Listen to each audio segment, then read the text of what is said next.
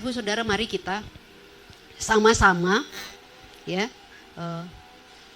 terlibat di dalam apa yang Bapak Pendeta ingin kerjakan di tempat ini untuk kita, gitu ya. Dan kita berdoa supaya apa yang kita kerjakan itu, apa yang kita upayakan itu akan Tuhan pakai, ya, akan Tuhan pakai untuk melengkapi kita sehingga kita juga bisa berbuat seperti orang-orang yang tadi itu, ya, menjangkau orang lain untuk bisa mengenal Tuhan. Karena itu memang tugasnya kita sebagai murid-muridnya Tuhan, gitu ya. Jadi ada istilah katakan dimuridkan untuk memuridkan. Jadi kita ini semuanya kalau kita bilang bahwa kita adalah muridnya Yesus, kita punya kewajiban untuk menjadikan orang lain lagi menjadi muridnya Tuhan.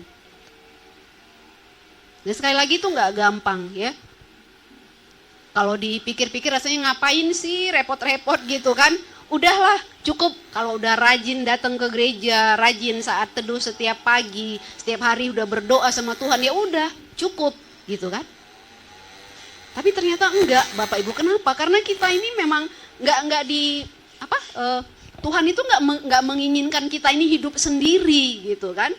Pertumbuhan rohani kita itu bukan untuk kepentingan kita sendiri, tapi kalau kita bertumbuh, Tuhan mau itu dipakai untuk orang lain lagi, untuk kepentingan orang lain lagi gitu.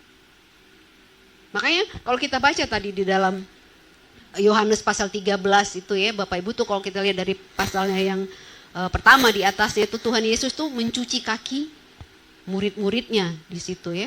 Dan murid-muridnya protes, kenapa kok Tuhan mencuci kaki kami, gitu kan?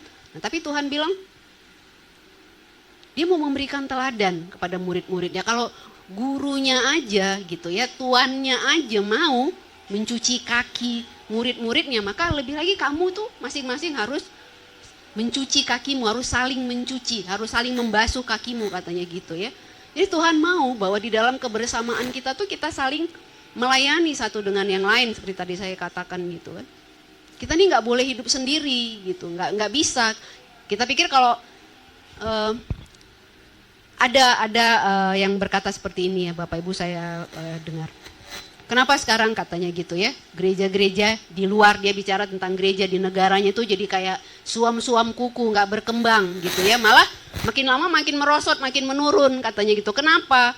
Karena orang-orang yang datang itu katanya merasa puas ketika dia udah rajin datang ke gereja, rajin datang persekutuan, sudah baca firman Tuhan, sudah berdoa setiap hari, dan dia merasa itu udah cukup gitu, udah gitu.